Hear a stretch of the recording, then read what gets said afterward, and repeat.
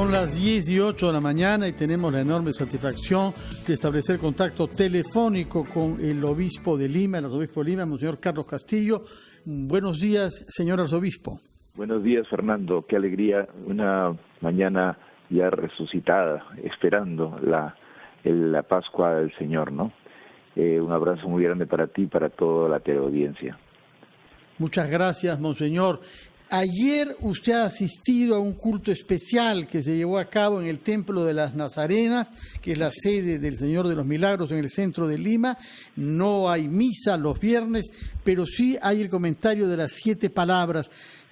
Coménteme, por favor, lo que sintió usted durante esta ceremonia, que está marcada naturalmente por el rito católico, pero también por las circunstancias sociales que estamos viviendo, que son circunstancias de gran sufrimiento y de gran incertidumbre, monseñor Castillo.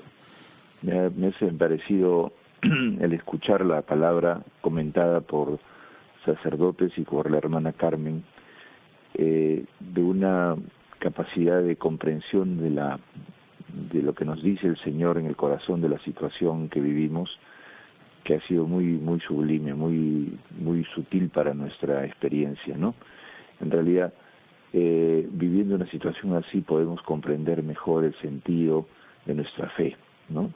Nosotros que tenemos el diálogo de fe, hoy día tenemos que recomprender nuestra fe en esta situación, y todos han tratado de alcanzar, diríamos, en medio de la dificultad que tenemos, un significado mayor, más hondo, sobre todo relacionado con los cambios que debe haber en nuestra vida, asumiendo la situación con solidaridad, ¿no? Justamente basados en lo más importante de nuestra fe, que es este amor gratuito de Dios, que en la entrega generosa de Jesús, que al final de las palabras Jesús inclina la cabeza y expira, ¿no? En ese acto se consuma la promesa de bendición para la humanidad, ¿no? Un Dios que manda a su Hijo para que transmita el espíritu de amor a todos. Y claro, la Iglesia de Juan, pues especialmente, ¿no? Estaban, diríamos, expresiones que están en los demás evangelios, pero claro, la que tiene más arraigo, y por eso se coloca la lectura de la Pasión en el Viernes Santo, es muy inspiradora, porque justamente después comentaremos con la lectura del próximo domingo, expresa bien el drama de la primera Iglesia en todo este ciclo que hubo para encontrar cómo ser creyente más allá de las reglas del pueblo judío, ¿no? Y eso fue un descubrimiento hondo que se hace especialmente en la entrega generosa de Jesús, que hace renacer del agua y del Espíritu. Entre los textos que se pueden leer en la misa mañana y que usted me ha hecho amablemente llegar, figura un pasaje que a mí me ha siempre conmovido particularmente del Evangelio de Lucas, que es el llamado de los discípulos de Emaús, porque Jesús parece prácticamente tratarlos con un poco de humor, lo que no es frecuente, ¿no? Se trata de 2 discípulos, no de los 12, sino de un grupo más amplio, que están decepcionados porque ha muerto Jesús y no ha resucitado, y se sienten decepcionados de haberle dedicado sus vidas durante 3 años. Y entonces están camino a su pueblo, Emaús, a unos 10 kilómetros de Jerusalén. Alguna vez he tenido la suerte de hacerlo a pie yo mismo.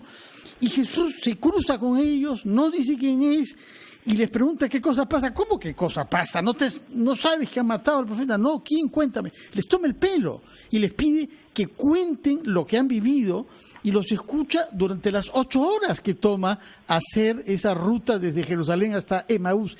Y solamente a la caída del sol, cuando se sientan para comer y Jesús parte el pan, ellos descubren de que le habían estado contando toda esta decepción justamente a la persona que ellos venían reprochando. Y en ese momento desaparece Jesús. Explíquenos, por favor, este pasaje, porque es el pasaje de 2 personas decepcionadas y que se dan cuenta de que no había motivo para esa decepción. Bueno, el el texto que la Iglesia de la liturgia lo ha puesto para la tarde del domingo, distinto de la mañana, que es el de María Magdalena. Ese texto es muy importante porque justamente muestra la sabia pedagogía de Jesús, que diríamos se acerca en la situación de drama en donde ellos han vivido una derrota, y trata de acompañarlos para comprender la fe en medio de la derrota, ¿no es cierto? En medio de las esperanzas caídas, en medio de las locas ilusiones que lo sacaron de su pueblo, ¿no? Y que entonces ahora es necesario, digamos, volver a encontrar un sentido a las cosas. De hecho, les pregunta de esta manera, les dice, ¿de qué van conversando mientras van hablando?, ¿no? Y esto es porque ellos dicen, es que tú no sabes, le dicen, entonces, y se hace el sonso, como tú dices, ¿no? O sea, ¿no? ¿Qué cosas, no? Como si él no conociera todo lo que había pasado, ¿no? Pero eso lo hace justamente porque se pone en la situación de ellos. Y eso es una cosa que hoy día estamos viviendo. El Señor ha resucitado y se pone en nuestra condición para primero narremos lo que vivimos. Nosotros no podemos ser creyentes que repiten, sí creo la resurrección, Jesús ha resucitado, no, vive el Señor, aleluya, ¿no? No, como el famoso, no, sonríe, Dios te ama, no, smile, ¿no? Ese facilismo para entender la fe en la resurrección, en la vida, en la presencia de Dios, no es querido por la Iglesia, porque fue un drama entender que Jesús vivía a pesar de los fracasos y de las destrucciones y de los males. Igual va a suceder con la Iglesia de Juan. Y entonces el camino de los discípulos de Emaús es el camino de quienes han vivido dramáticamente la experiencia con Jesús, y Jesús trata de hacerles comprender lo profundo de ella. Y entonces por eso les explica, les habla, después dice que cuando ellos primero le expresan, primero narran su experiencia, cuentan lo que les pasa, es una de las cosas que yo siempre le pido a las personas cuando se confiesan, ¿no? Que me expliquen, bueno, qué le pasa, ¿no? No es cuestión de dar una especie de examen de cantidad de pecados, no. Que encuentren, expresen, digan su sentir. A partir de eso sí el Señor puede decirles o tardo de corazón para comprender lo que dijeron los profetas, y les explica, es un maestro que les explica el sentido de las cosas. Eso es muy importante porque a veces en la Iglesia, y eso es una de las cosas que tenemos que curarnos, repetimos las cosas sin comprenderlas. Y lo que se necesita es pasar de una vista más superficial a una vista más profunda. Claro, y esa es la que permite renovar la vida, ¿no? Encontrar el sentido de las cosas. Monseñor, permítanos ir a una pausa, por favor, y después retomamos este diálogo escuchando parte de las palabras que pronunció el Papa, que como usted y como todos los obispos participó en lo que le correspondía hacer como obispo de Roma. Hacemos una pausa y retomamos diálogos de fe con Monseñor Castillo, arzobispo de Lima.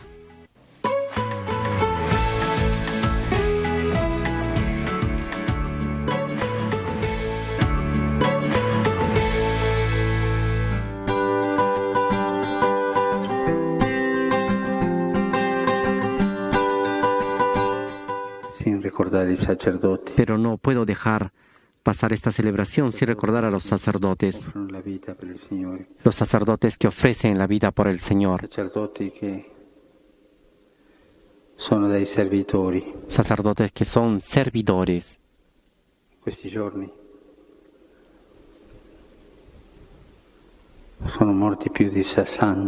En estos días han muerto más de 60 aquí en Italia. En la atención a los enfermos, en los hospitales, con los médicos, con los enfermeros. Son la gente que está al lado. Los sacerdotes sirviendo han dado la vida. Pienso también en aquellos que están lejos.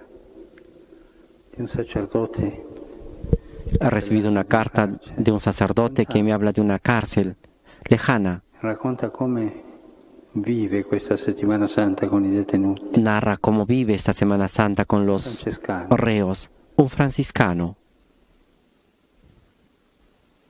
Sacerdotes que vanno lontano per portare il Vangelo e muoiono lì. Sacerdotes que van lejos para llevar el Evangelio y mueren allí. Diceva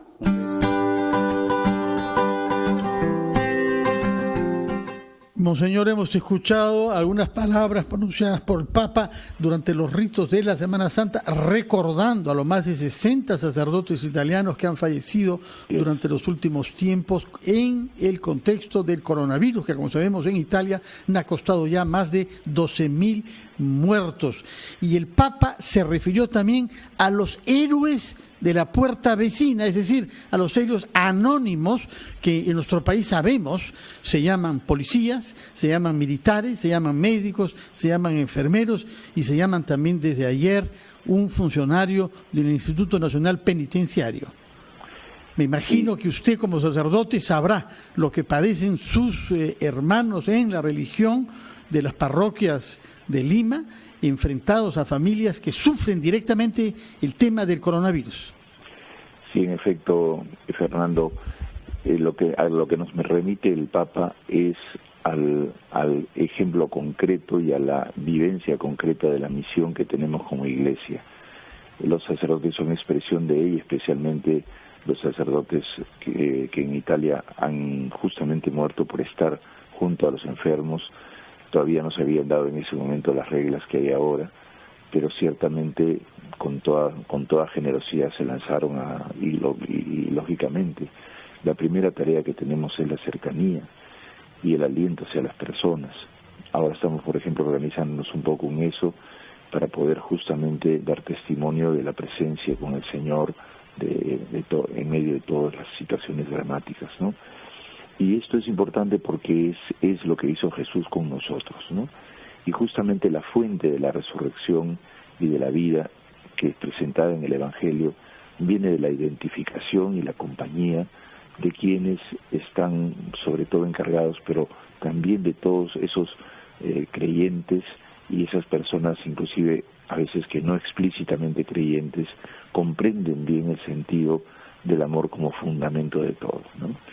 Y entonces con eso tenemos el resurgimiento de la Iglesia, pues porque la Iglesia no es simplemente que ya esté instituida y todo el mundo la repite los ritos.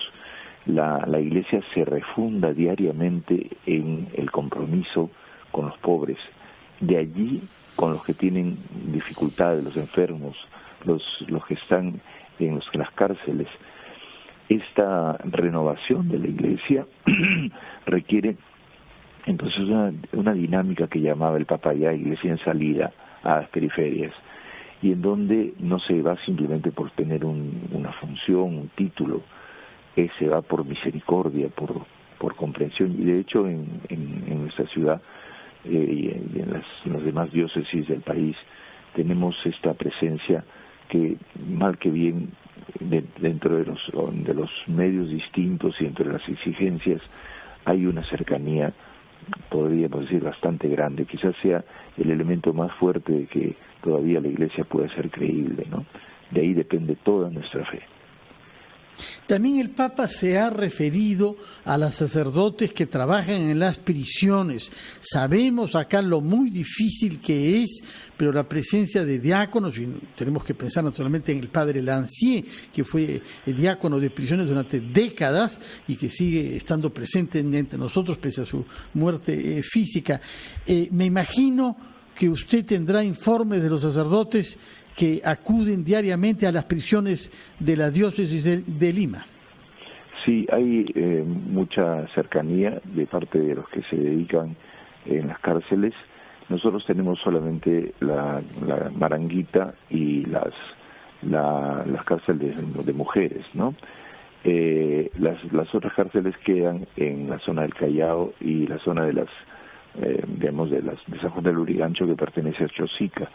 Pero sé que el trabajo es muy arduo y muy cercano, y claro, la preocupación de la gente siempre es qué nos va a pasar. Ahora, en algunas partes están más resguardados que en otras, y lo importante es que dentro de las cárceles se viva esa experiencia de orden, de trabajo. En las provincias me han contado ayer que se pueden, los presos se han organizado mejor para trabajar, de tal manera que Entre ellos hay una digamos, organización mejor para poder trabajar, ¿no? En Lima es un poco más difícil, pero en todos los casos la cercanía, ¿no? Así como el padre Lancier, pues el monseñor Guillermo, por ejemplo, el padre Guillermo Cornejo, que está muy metido con ellos, y otros sacerdotes que han acompañado y acompañan en las cárceles, nos dan ese testimonio, y quizás es muy importante que, digamos, estén bien resguardadas las cárceles para que, por ejemplo, no se pueda propagar este virus, ¿no? Y yo creo que eso se está tratando de hacer también en forma ordenada, ¿no? Por otra parte, la Iglesia en todas partes del mundo trabaja naturalmente en beneficio de los pobres, de los que no tienen recursos para mantener a sus familias o para comer ellos mismos, y lo hace en el caso del Perú a través de Cáritas. Cuéntenos, por favor, qué está haciendo Cáritas y de qué manera quien nos esté escuchando puede colaborar con esta iniciativa de solidaridad cristiana. Sí, nosotros, gracias a la reorganización que hay ahora, hemos podido con Cáritas Lima hacerla mucho más amplia a través de un sistema de relaciones y de grupos. Está haciendo un trabajo de recolección de bienes, especialmente para la alimentación de nuestro pueblo, y de donaciones también en dinero si lo desean. Hay en la página web del arzobispado están las direcciones para eso. Junto con eso se va a ampliar ahora el trabajo, porque yo acabo de nombrar a Monseñor Guillermo Elías como la persona encargada de la pandemia. Y esta semana abrimos la pastoral de la escucha, la pastoral del acompañamiento espiritual, y unida a la pastoral ya de salud, y la pastoral que sobre todo decimos referida directamente a la ayuda digamos asistencial a las distintas zonas en donde hay necesidad. En ese sentido estamos avanzando, porque de acuerdo a la pandemia tiene que haber una imaginación capaz de poder expandirse y llegar a todos, ¿no?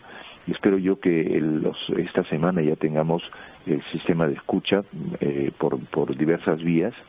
Se han sumado unos 50 religiosos que van a escuchar por teléfono a las personas con sus necesidades, y además tanto espirituales como humanas. También en la pastoral de salud vamos a propiciar que a través de los laicos cristianos, católicos, sean médicos o sean enfermeras, puedan acceder al servicio espiritual como laicos. Quizás se puede ampliar también el sentido de la comunión, o sea, poder dar la Eucaristía sería interesante. Vamos a decidirlo esta semana, para que accedan a la comunión luego de un arrepentimiento personal que pueden hacer brevemente en su persona con el Señor, ¿no? De acuerdo, mañana lo escucharemos, Monseñor, en la misa que celebra usted a las 11 en la catedral. Será a puerta cerrada, pero difundida con las tecnologías de las que disponemos ahora, ¿no? Le pedimos por eso que antes de separarnos ofrezca su bendición, por favor, al pueblo católico que lo esté escuchando. Hermanos y hermanas, el Señor en esta semana hace una Pascua, el paso de la muerte a la vida. Ese paso, Pascua, significa, nos llena de esperanza, porque desde las condiciones más terribles de muerte, el Señor rompe la muerte para entregarnos el Espíritu y darnos vida a todos.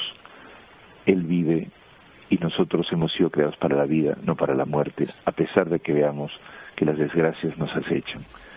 Bendiga el Señor toda la vida de ustedes en medio de esta tragedia, y los anime a esperar contra toda esperanza, a tener esperanza esperante, permanente, a abrir lo mejor que tiene el ser humano, que es el saber ver lejos en medio de las situaciones oscuras. Que Dios los bendiga en el nombre del Padre, y del Hijo, y del Espíritu Santo. Amén. Muchas gracias, Monseñor Carlos Castillo, y que tenga usted y todos los sacerdotes de la diócesis de Lima, una Semana Santa de reforzamiento, si cabe, de su fe y de su compromiso con los valores evangélicos. Muchas gracias y muy buenos días. Ha sido Diálogo de Fe como... Gracias. Gracias, como el señor Carlos Castillo, arzobispo de Lima. Muy buenos días.